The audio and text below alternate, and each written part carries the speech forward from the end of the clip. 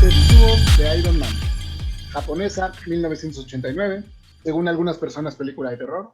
Manuel, ¿qué fue lo que te llevó a sugerirnos esta película? Están intrigados. Sí, un poco. ¿Ya la habías visto? La vi hace mucho tiempo. Ok. Y de hecho, ahora que la volví a ver, sí me di cuenta que se me habían olvidado varias cosas, varios pedazos muy largos de la película. También porque no es nada lineal, ¿no? O sea, es como un collage que intenta tener secuencia narrativa. Pero me acuerdo que esta película, o sea, yo me enteré de esta película porque había un programa en Canal 11 que se llamaba La Caja Negra. Y era un programa de revista sobre arte alternativo, ¿no? Y entonces pasaban, no sé, temas así como la muerte animal en el arte contemporáneo o la máquina en el arte contemporáneo. Me acuerdo que en el capítulo, cuando trataron ese tema de la máquina, una de las recomendaciones que hacían en cine, porque hacían varias cosas, ¿no? O sea, presentaban exposiciones y artistas extranjeros y nacionales y todo. Y cada que regresaban de los comerciales te ponían un clip de unas de películas, ¿no? Así como para decirte, mira, estas películas también tienen que ver con este tema, ¿no? Entonces estaba interesante el programa porque aprendías de varias cosas, ¿no? Y sobre el mismo tema. Entonces me acuerdo que cuando salió ese tema de la máquina, pasaron esta de Tetsuo. Y dije, ay, pues así, pues a los 16 años, ¿no? No había ni la cantidad de recursos ilegales para conseguir películas Sí, claro. como hoy en día. Entonces, pues te quedabas con las ganas de verla, pues porque de aquí a que conseguías un DVD, ¿no? Y pues yo vivía en provincia y no que fueras a Chopo a conseguir tu DVD pirata, ¿no? Como aquí muy cómodamente podían hacer. Entonces, ya la vi ya justo viviendo aquí y que me pasaron una copia de ahí de la facultad. De esos de los, De los de afuera. de afuera. Y así la vi. Y ahorita la volví a ver ya en HD. Y sí dije, ay, aquellos buenos tiempos. del fetichismo con el metal. Se me hace un experimento muy, muy interesante, muy, muy interesante, pero no se me hace una buena película. O sea, visualmente es una cosa impresionante, ¿no? Y la música está muy ochentera, ¿no? como Bauhaus con todo, ¿no? Justamente, Y claro. yo con el Bauten y así, como el industrial. Sí, sí, sí, totalmente. Con todo.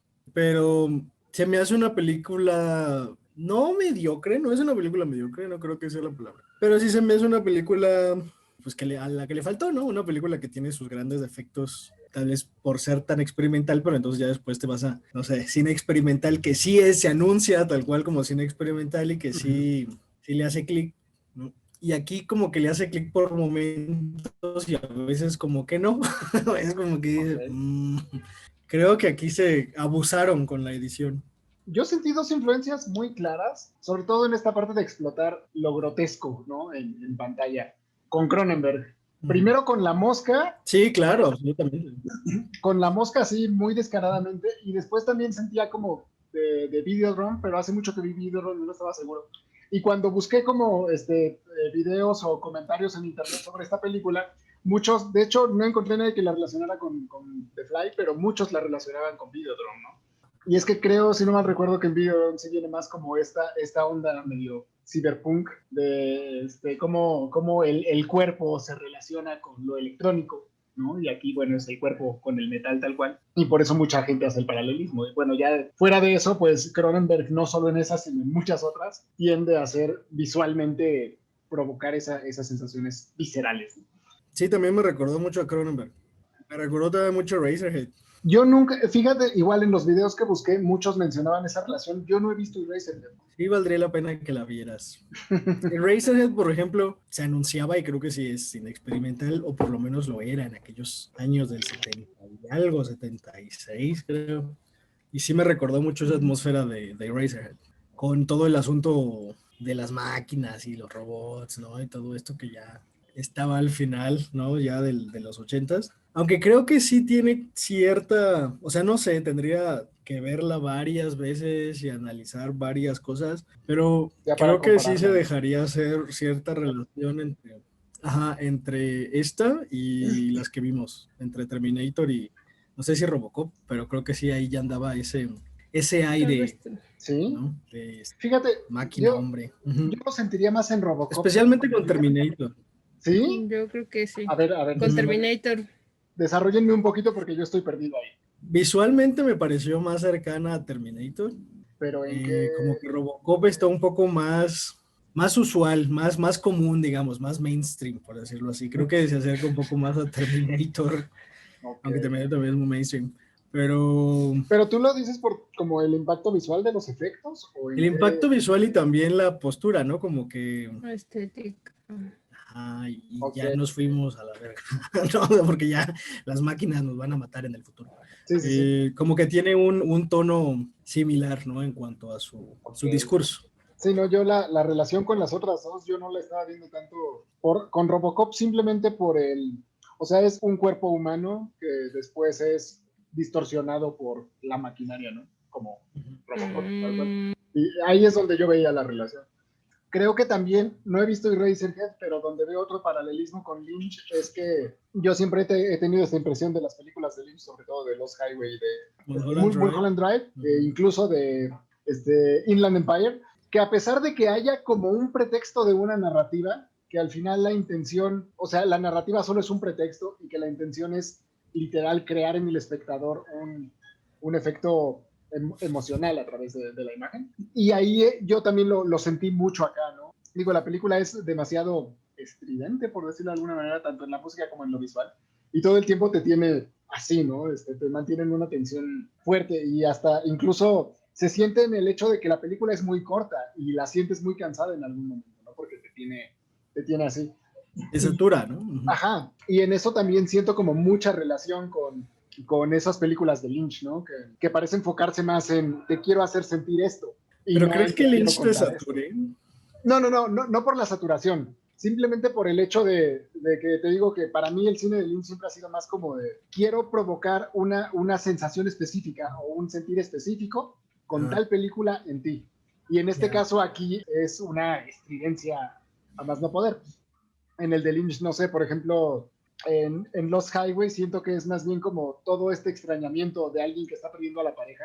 Y es como, sí, ahí está la historia, pero no me interesa que tú captes la historia, me interesa que tú sientas lo que mi protagonista, bueno, me interesa tratar de acercarme a que tú sientas como espectador lo que está viviendo el protagonista en ese enrarecimiento de su relación, ¿no? De cómo se empieza a enrarecer todo dentro de su relación de pareja. Pero el asunto con Lynch creo que es distinto. O sea, sí entiendo tu punto, pero creo que con Lynch la gran diferencia entre esa película y esas, las que mencionas de Lynch, es que Lynch, aunque aparenta no tener historia, sí la tiene, pero está jugando con tu cabeza, ¿no? Entonces, todos estos asuntos, por ejemplo, de Mulholland Drive, del el indigente este que vive atrás, ¿no? Del restaurante, del diner, que es como un asunto del inconsciente, ¿no? Que tienes ahí guardado y que, o sea, sí está, pero no está, y entonces está así todo mugroso, o sea, así como que toda la basura mental que guardas es ese indigente, ¿no? Que vive atrás del diner. Y que como que dicen que existe y que gente lo ha visto y a veces aparece y a veces no. Y que lo puedes relacionar con la historia de esta actriz y bueno, las amigas actrices, ¿no? Sí, sí. Y Lynch sabe que con cosas muy inconexas, pero que parecen tener relación unas con otras, puede empezar a armar una historia tal vez no del todo coherente, pero plausible. Y entonces empieza a jugar con tu capacidad de asociación muy cabronamente y entonces cuando todo explota con Lynch, ¿no? Y con esta película no. O sea, con esta película como que te pone este collage de imágenes y que puedes relacionarlas, ¿no? Pero siento que en esta película en Tetsuo sí hay cierta historia y creo que eso es uno de sus defectos, ¿no? Que si Que se hay una pierde. historia, pero que difícilmente la está armando, aunque sí Ok. hay una historia. Lynch te dice, no tengo nada, o sea, no sé qué verga voy a hacer, pero tengo estos elementos y los voy a juntar a ver qué Sí, armas no, tú es en tu que cabecita, ¿no? descaradamente en Inland Empire nunca hizo un guión. Pues vamos a empezar a grabar y a ver. Se nota, se nota. Inland Empire a mí No, ya me di cuenta. no me agradó Sí, tanto. Sí. evidentemente. Sí, tengo que decir que aunque salían conejos enormes y salía Laura Dern, no me ganó del todo. Bueno, es que aparte la serie de Rabbids ya la había hecho unos años antes, ¿no? Y como Sí. que metió a la de fuerza a los segmentos. Eliana, no nos has Dime. dicho nada, Eliana. Pues ocurrieron varias cosas en mi primera visión de la película y no supe si era problema mío hasta que la volví a ver y ya después pude armar una historia que más o menos creo tiene coherencia, pero no sé qué tan sólida sea. Ok. Y más o menos comienza con una primera intro donde nos platican, o donde introducen al villano, al que va a ser el villano, o que se abre la pierna y se introduce su prótesis esa rara, se contamina y a partir de esa contaminación empieza él a mutar. Y después ese mismo hombre tiene un accidente, el accidente lo lleva a toparse con el oficinista ese, que va con la novia, lo atropellan y en lugar de auxiliarlo, por ahí lo avientan o una cosa así, y estos empiezan a tener su romancito, empiezan a simplemente ignorarlo. La fulana está en pánico porque aparentemente lo grave es que los esté observando y no que esté medio atropellado y con el malestar que ya tenía. Ajá. Y después hay un corte, o no recuerdo ya cómo dice esa asociación, pero el caso es que después el tipo está en su departamento y empieza a presentar una transformación en su cuerpo.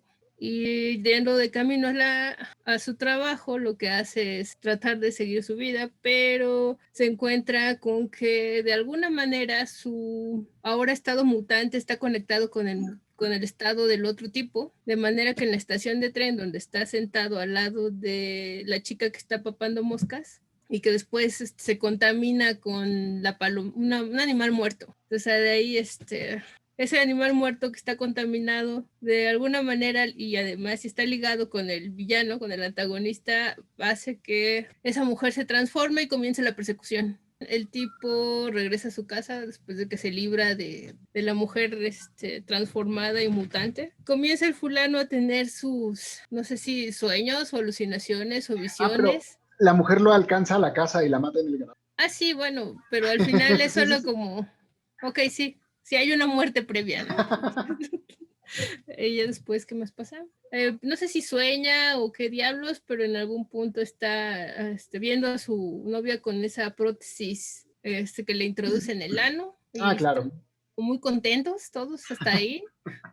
Cuando, o entre que despierta, o no sé si despierta, pero ya está la mujer ahí y él comienza a presentar mutaciones más rápido, ¿no? Es decir, como que entra en pánico y el pánico es lo que desata que empiece a transformarse. La tipa intenta auxiliarlo, pero no resulta porque empieza la transformación a acelerarse aún más y, y vemos la transformación en los pies y en el cuerpo y en ¿cómo le dicen los gringos? En el taladro mágico y poderoso.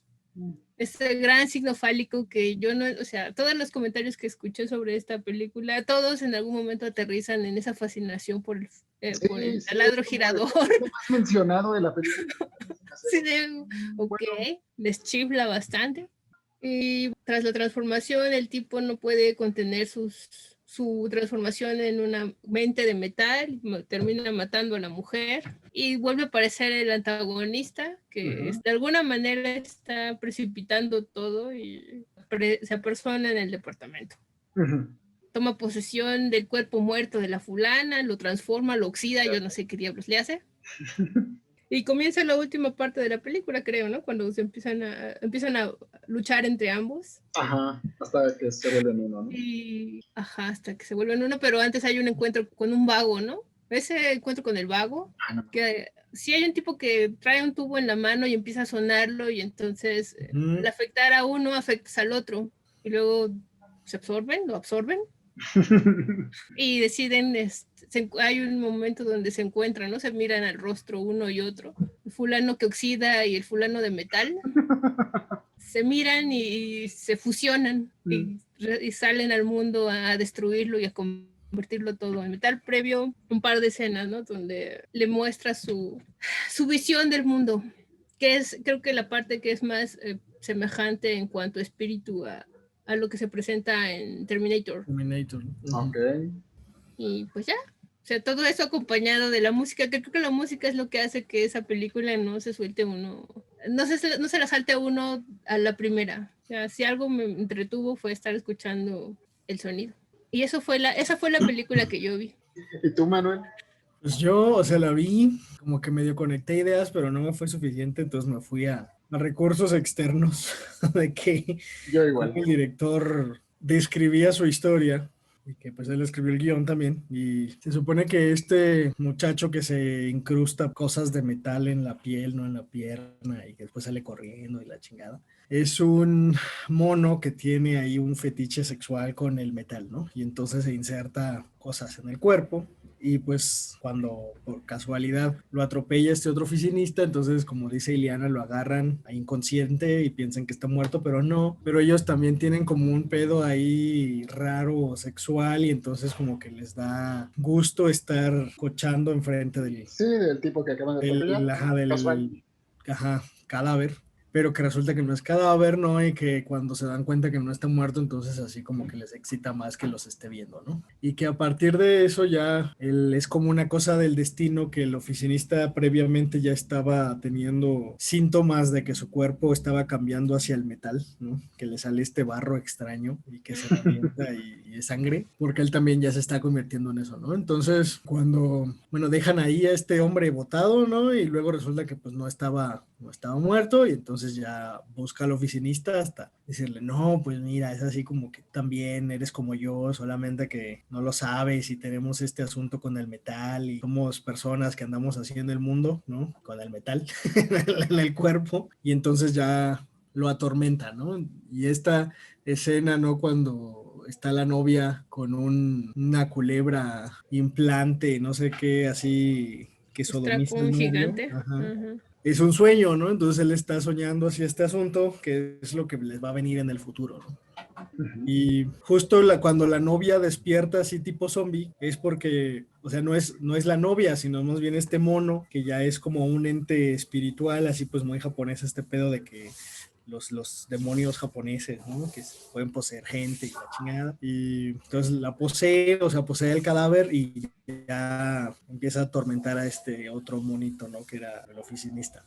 Y entonces lo sigue atormentando hasta que se hacen uno mismo y ya van a conquistar el mundo. Y este otro vagabundo que tiene el palo en la mano, el tubo que trae ahí, se supone que según lo que mencionaba el director es un sueño que tiene, más bien un recuerdo, que tiene el primer monito, o sea, el que anda persiguiendo al oficinista. Cuando era más joven se encontró a este vagabundo al que se lo encontró ahí, lo tundió con su tubo y entonces a partir de eso desarrolló este fetiche por el metal. Okay. Es ahí como un recuerdo ahí mal editado, porque no en ningún momento lo puedes relacionar como, ay, mira, ahora está recordando Sí, ¿no? su juventud. No, o sea, tienes que leer, ¿no? Te tienen Sí, que decir qué sí, es no, eso no es para algo que poder... puedas interpretar de la película, ¿no? ¿Y qué más? Hay que este monito, ¿no? Que el oficinista, antes de que lo atormente, ven que se encuentra el oficinista a una señora como en la estación del tren o en el metro, Sí, no sé qué. La señora le mete una pluma ahí a un pedazo de máquina con carne que encuentra y y que hay ya se como un infecta y monito lo adentro, persigue ¿no? y chalala, ¿no? Uh-huh. Pues el monito es él, o sea, el monito es el fetichista. Entonces se infecta a la señora porque ya como que se descompuso él en su poder, ¿no? Demoníaco. Y entonces Sí, ya porque se oxida. ajá, o sea, Porque como que es su... un virus, se vuelve como un tipo demonio virus que infecta a las personas y las vuelve máquinas hasta volverse totalmente metal, ¿no? Uh-huh. Y ya, y esa es la historia, ¿no? Y al final pues acaban siendo este tanque de guerra raro para apoderarse del mundo y volverlo metal. Ya esa es la historia. Pero me llama mucho la atención que es algo que en los 90s se empezó a tocar más, como Uh-huh. este asunto, especialmente con el asunto de máquina y personas, pero en el plano sexual. Porque también me recordó mucho a esta otra película de Cronenberg que está basada en esta novela de Ballard, de Crash, donde chocan coches y cogen, ¿no? Cuando chocan. Uh-huh. Sí, sí, sí. Y también está otra película de Steven Soderbergh, la de Sex Lies and Videotapes, ¿no? Donde se graban, donde era todo este asunto del VH, ¿no? del video, cuando fue este boom en los 90s de las cámaras portátiles. Y que podías así, todo el mundo andaba con su cámara portátil, ¿no? Y grababa las fiestas y todo. Entonces, de cómo se grababan teniendo sexo, ¿no? Y que era la única manera en la que podían tener una vida sexual satisfactoria viéndose tener sexo, pero a través de un video. Y se me hace curioso, ¿no? Que ya justo que esta película que es del 89 y las otras creo que es del 90, Sex, Lies and Videotape, y la otra, la de Crash, es como del 95 o algo así, 95, 96. Como que vaya ahí ese asunto que empezó con Terminator y con Robocop, ¿no? De los robots, con el asunto policíaco y todo esto, como que va metiéndose ya más que nada al aspecto sexual, y sería interesante ver por qué se da ese cambio, ¿no? O sea, por qué de repente tiene que ver el robot como fuerza aniquiladora o fuerza del orden, pero que tiene que ver con, digamos, equilibrio, pues no criminal, pero un equilibrio entre que el orden, digamos, de lo que el ser humano entiende como legal, y si no hay esa legalidad y ese orden, pues todo se va al carajo, como en Terminator, y también Robocop. Y cómo pasa esa asociación del robot con la idea del orden a el robot o la máquina con el plano sexual. Sí, cómo pasa a la esfera privada, ¿no? Ajá. Me llamó la atención, o sea, lo que sí me quedó muy claro, y eso creo que que ni siquiera dentro de tanto de lo abigarrado de la película se puede negar, es esa relación de cómo se entiende el terror en Japón específicamente, ¿no? No sé si en Asia en general, pero por lo menos en Japón. Me recordó también un poco estas películas japonesas de los 60, 70 de terror como House, que el terror radica en la parafernalia de la criatura horrorífica, ¿no? De qué tan extravagante, qué tan impactante visualmente puede ser su disfraz, digamos, su construcción visual. Y aquí se volvió, es lo mismo, ¿no? Es el mismo sistema. Porque en esas otras películas también, que se trata de demonios, ¿no? Demonios ya muy, pues, parte del folclore japonés ya de siglos. Y esos demonios siempre son representados a través de máscaras, ¿no? Y de colores muy brillantes y digamos, lo que tendría que ser terror, pero que aparte es un terror muy estético, ¿no? Y aquí me pareció lo mismo. Si bien la película no tiene un valor mayor en cuanto a desarrollo de trama, creo que tampoco es su objetivo, ¿no? En ningún momento. Creo que lo que se puede rescatar mucho de esta película, yo creo que por eso sigue habiendo comentando visual, ¿no? De cómo pasó esa misma tradición del cine costume horror, ¿no? Que le dicen en gringo, en los 80, finales de los 80, ya con un tema totalmente distinto a aquellas películas de terror de los 70 o los 60. También ayuda ahí a esa atmósfera de película de terror, de esos planos cerrados, ¿no? Sí. Al final, mucho del impacto que creo que se consigue de esta película, independientemente de que uno cache o no la historia en los detalles que el director nos la cuenta, creo que sí, la fuerza visual que tiene y aunada con la música hace que el producto no sea tan complicado. Recuerdo varios, ¿no? De esos close-up a los ojos y a la expresión del rostro, particularmente. Creo que esa es parte del efectivo que puede ser en algún momento de la película, al principio sobre todo, cuando empieza a contarnos de su transformación o cuando le hace el acercamiento a la actriz que está transformándose y a punto de perseguir, sobre todo la parte el acercamiento que hacen a la mano, que propiamente quizás si estuviera eso a color no sería tan poderoso. Sí, cuando se empieza a rascar, ¿no? Sí. Pero ya, es decir, ya entrados en la convención de la historia y puestos a aceptar que la transformación va a ocurrir y que él es la víctima inminente, entonces, creo que funciona por eso. Y en ese sentido, a mí me costaba verla como una película de cyberpunk y sí la estaba entendiendo más en un comienzo como una película de terror. Es que sí, ¿no? O sea, tiene en género, en asunto visual y que nada en asunto visual. La historia, pues tal vez igual como ahora que sabemos que el cine de terror, que ahora ya está muy desarrollado, ya muy occidentalizado, el terror asiático, pero sabiendo que también los japoneses especialmente tienen una manera muy peculiar de entender el terror, y ya viendo eso con todo lo que tenemos ya 2021, pues sí podría verse, ¿no? Como cine, cierto tipo de cine de terror. Una de las cosas que me llamó la atención y me reí, pero sé que tiene que ver y sé que probablemente fue uno de los objetivos del director y de los que se encargaron del asunto visual fue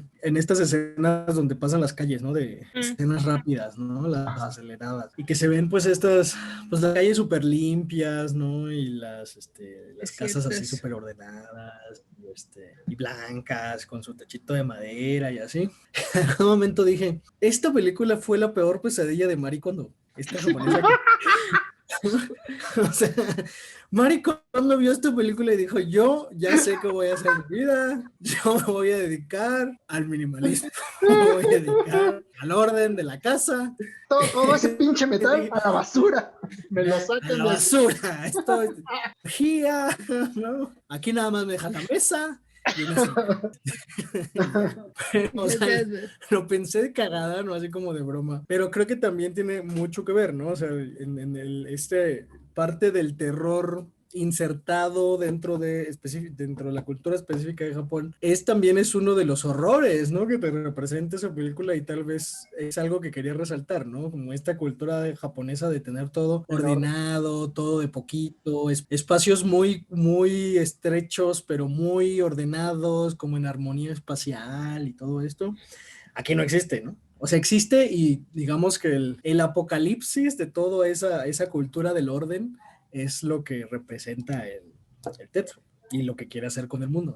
Que creo que también la experiencia de ver una cosa visual como de este tipo, viniendo de nosotros, ¿no? Que vivimos en la Ciudad de México y pues que estamos acostumbrados a la mugre y a la basura y al bordo, ¿no? Todas estas cosas. Pues no nos impacta tanto, pero pensando también de la perspectiva posible de un japonés, pues ha de ser incluso aún más amenazante, ¿no? El hecho Sí, de sí, que sí. todo esto Sí, se mucho empiece más. a acumular y acumular y acumular, ¿no? Y que no solamente se empiece a acumular, sino que tú te vuelvas parte de ese caos de basura, de desecho. Hace rato, intentando ponerle orden a mi cabeza, me puse a ver un programa que se hizo hace como que serán unos 10 años, un documental sobre la diferencia de visión entre Oriente y Occidente. Entonces lo que mencionaban, entre otras cosas, era que para Oriente la idea de relación era mucho más marcada que lo que tenemos nosotros, por decirlo de alguna manera. Es decir, las relaciones espaciales están centradas justo en eso, en relaciones, la influencia que ejercen los objetos uno con respecto al otro, de manera tal que cuando, por ejemplo, una persona asiática observaba una imagen, lo que observaba no era solamente la parte central de la misma, sino todo el conjunto. Y lo sabían porque habían hecho algún par de mediciones sobre el movimiento ocular, que era distinto a lo que hacía, por ejemplo, un observador occidental, que se centraba inmediatamente en la parte más importante, la parte del centro de la imagen, y se detenía, entonces el movimiento ocular era menor. Y puestos en eso, el otro aspecto que mencionaban en el documental era justo que mientras para nosotros lo importante es la individuación, en ellos lo que resalta, o por lo menos lo que en ese momento notaban, era el asunto del conjunto, del orgánico, del equilibrio. Entonces, llevados a eso, no sería tan sorprendente que una película como esta, que toma aspectos de cyberpunk y también se fusiona con otros aspectos de la narrativa de terror, tratara de mostrar esta perturbación que pueden llegar a sentir cuando el elemento inorgánico del mundo se desequilibra todo el aspecto armónico del paisaje, por ejemplo, porque el contraste que está puesto allí, ahora que lo mencionas con las cámaras rápidas y los traslados, es este choque que existe entre el hábitat, la ciudad esta que está ordenada y organizada y que más o menos menos dentro del paisaje visual no es estridente con respecto de lo que ocurre en la fábrica. Entonces, supongo que sí tenga que ver, o sea, este asunto, este tema que tiene el director, actor, productor y todo lo que él hace en una sola en esta sola película, es traducir esa preocupación, ese asunto del temor de que lo inorgánico consuma el resto del paisaje y produzca este desequilibrio, no solamente es decir, empezando por el paisaje, pero también incidiendo en las relaciones interpersonales, que eso era lo otro que mostraban en el documental, ¿no? Este asunto de cómo nosotros podíamos, de cómo describíamos nosotros imágenes. Y aquí era particularmente entretenido porque mostraban una imagen donde había 5 personas al fondo sonriendo y la figura central sonreía y le preguntaban a la gente, ¿esta persona está contenta? Los occidentales decían que sí, les mostraban la misma imagen con las 5 personas al fondo, pero con un gesto más serio o triste, la persona del centro sonriendo, y las personas asiáticas decían que esa persona sonreía, pero no era feliz. La interpretación era distinta porque el contexto no soportaba la interpretación de que un individuo pudiera ser feliz cuando el medio en el que está inserto no está siendo, o sea, no está también siendo feliz, o por lo menos en este estado mental más de tranquilidad. En ese punto, pues, lo que podría notar en la película es esta afectación en las relaciones, ¿no? En relaciones interpersonales, porque si ya hay un afectado que era el hombre original fetichista, la primera relación que nosotros lo vemos mantener en la imagen es con los dos tipitos, con la pareja. Entonces, técnicamente, si la interpretación del documental puede funcionarme aquí, lo que yo podría inferir entonces es que una vez que estos entran en relación, necesariamente están enlazados y hay afectación en los 3 participantes y posteriormente pues se va extendiendo hacia el resto de la ciudad, hacia el mundo. Y bajo ese mismo supuesto, pues esa misma interpretación, no sería tan arbitraria que la última línea fuera y así nuestro amor destruirá este mundo, ¿no? Es decir, esta fusión entre estas dos mentes y las que se vayan sumando, porque al final parece que tienen esta habilidad como de absorber todo lo orgánico y transformarlo, ¿no? Y además no es algo que no sea conocido en la literatura también occidental, esta predominancia de lo inorgánico con respecto del mundo vivo, esta oposición que existe, ¿no? También entre, no es oposición, pero esta suerte de complementación, que lo más básico no siquiera es la vida vegetal, son los minerales que están al fondo y nutren, ¿no? Entonces sería de alguna manera quizás este pánico a perder el equilibrio, y yo creo que sí, aunque haya sido la inspiración Marie Kondo. O sea, en el fondo sí, en el fondo. Es que te juro que dije, Dios mío, Marie Kondo ya de haber visto esta película y dijo, yo ya sé qué voy a hacer en esta vida. Yo voy a acomodar muebles. A quitarse el peligro del mal. Fíjate qué profunda es Tefo, jamás lo hubiera pensado. O sea, sí tiene muchas cosas, ¿no? O sea, yo creo que por eso sigue valiendo la pena verla y compararla y comentarla, porque no es, o sea, a pesar de que como producto terminado, ¿no?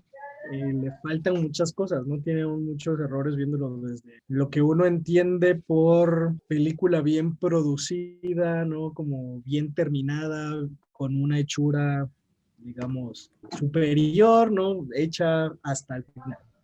Y tiene muchos peros, ¿no? Tanto en el desarrollo de la trama, con personajes, y si hay trama, no hay trama. La edición también es un poco a veces... Huecos de guión que incluso sabiendo esta explicación del director siguen siendo huecos, ¿no? Como de... Ajá, exactamente, eso, sí. Ni tú lo puedes argumentar, ¿no? Sí, bueno. No. También sentí, y no sé cómo si lo captaron ustedes, como pues no sé si trasfondo, más bien como esta corriente subterránea temática dentro de la pseudotrama de la película sobre la homosexualidad, porque este sueño donde está con la novia y que la novia así lo sodomiza con su culebrón, ahora sí que es como un tubo de PVC, ¿no? Sí, ¿no? Y ya sueña, despierta, ¿no? Y él está muy alarmado, porque como decía Eliana, y todos felices y contentos en el sueño. Él se despierta y lo primero que hace es así, tiene sexo pasional, ¿no? Con su novia. Después es de un eso, poco como para reafirmar así de, no, yo no soy homosexual, ¿no? Eso no me va a pasar. Y al final acaba que pues en amor real, ¿no? Así con la máquina, con este otro monito. El chiste este. Ajá. Y no sé si, o sea, sé que hay ahí una línea temática que está ahí, que también como por ser un tema tabú en Japón, está muy disfrazado sobre kilos de basura metálica. Pero, pero Pero para... tiene que ver, creo yo, ¿no? O sea, porque al final como que él la acepta, ¿no? Y incluso no lo acepta como castigo, sino como esta máquina exterminadora del orden establecido, ¿no?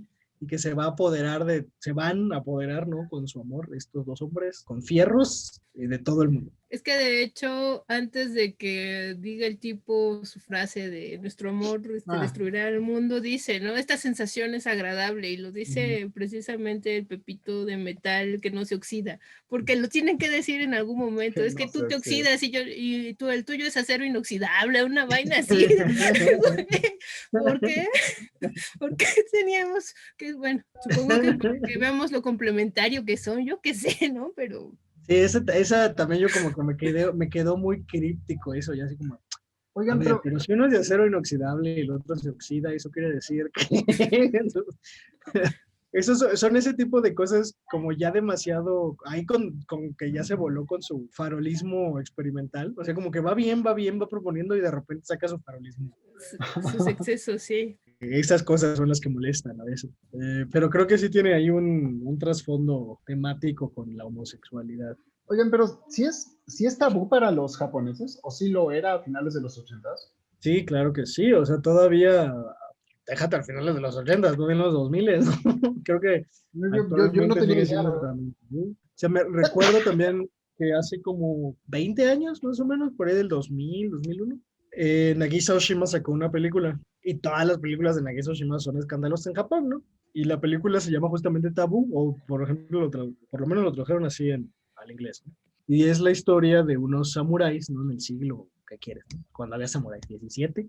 Y es la historia amorosa, ¿no? Entre dos samuráis, ¿no? Entre uno más grande y uno más joven, ¿no? Y cómo se van enamorando, y shalala. Entonces, así, homosexualidad en este ejército de hombres muy viriles de samuráis. Y fue un escandalazo, ¿no? En Japón, de que Nagisa Oshima hubiera sacado esa película, de cómo se atrevía a ponerle mácula a A sus, sus samuráis. ajá, sus leyendas militares, ¿no? Sus mitos marciales, ahí manchándolos de homosexualidad.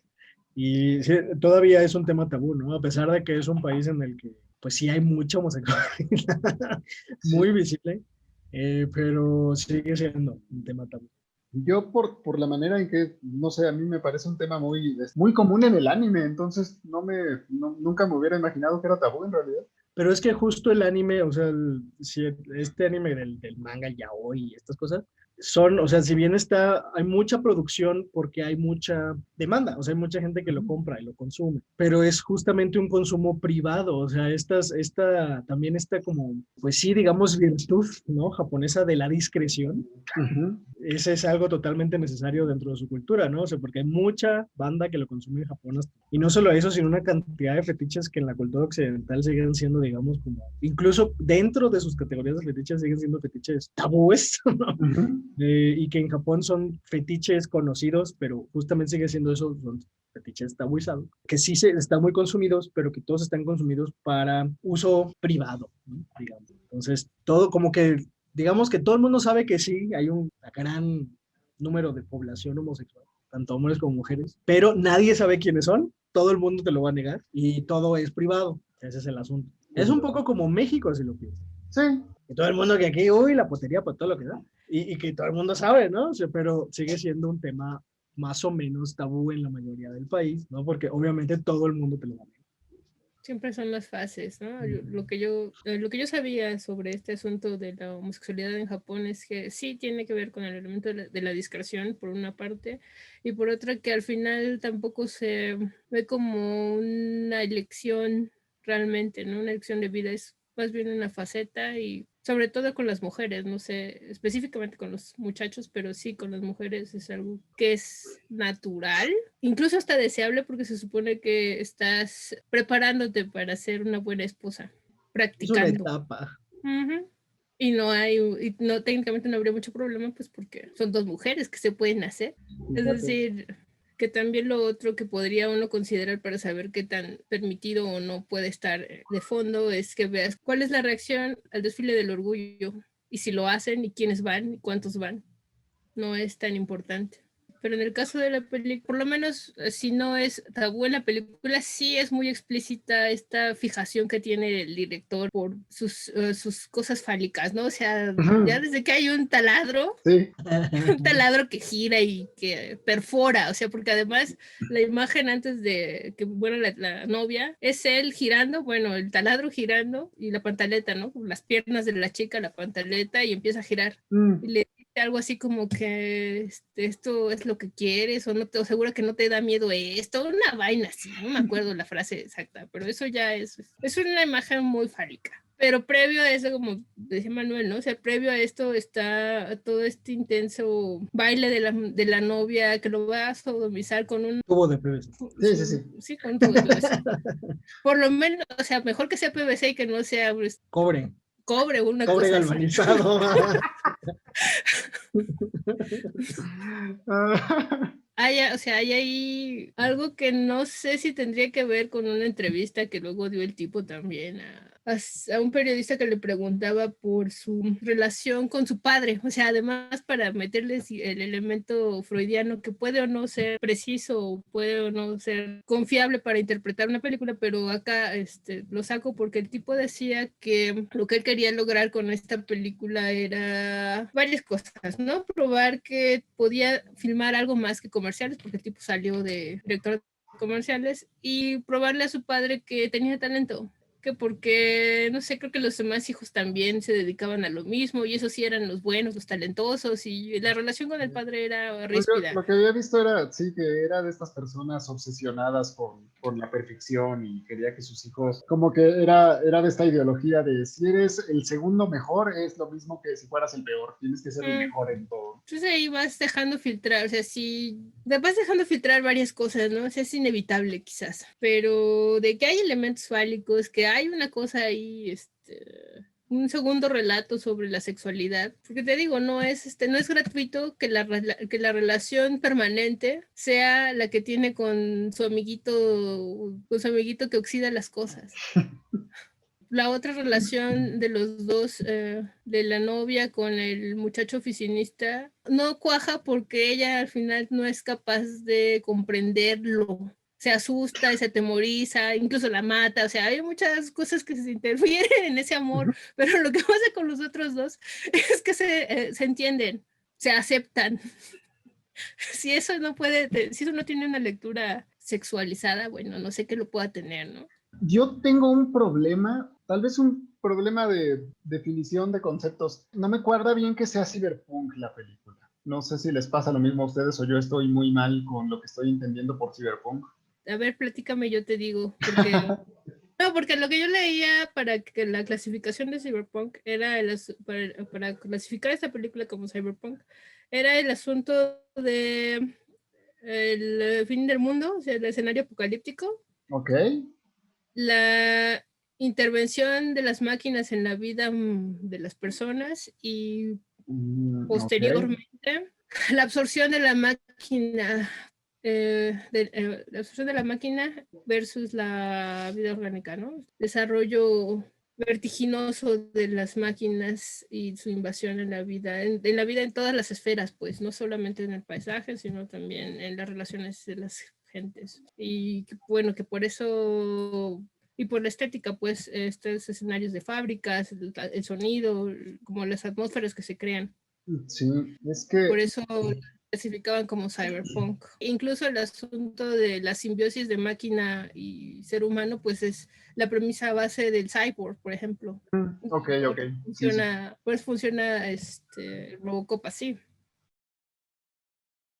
La fotografía me gustó mucho. Tal vez hubo unas escenas como las del ritmo acelerado que no me agradaron tanto, pero la fotografía en sí, sí me gustó mucho. Es bonita, ¿no? Sí, como que logra muy bien su objetivo de saturación visual. Y aparte, o sea, satura, sí satura, pero satura sabiendo cómo, ¿no? Y no simplemente arrojando así basura a lo estúpido, ¿no? Lo cual le hubiera restado aún más, ¿no? La película. Eh, Creo que si algo se salva de esta película es eso, ¿no? O sea, la fotografía, la producción, que se ve que la hicieron justo tal cual con basura, ¿no? O sea, con 3 pesos. A mí, esta mezcla entre la manera en la que manejan todo lo visual y la música, a mí me encantó. O sea, durante toda la película, la primera vez que la vi, estaba pensando, si esto fuera un video musical, se me haría perfecto.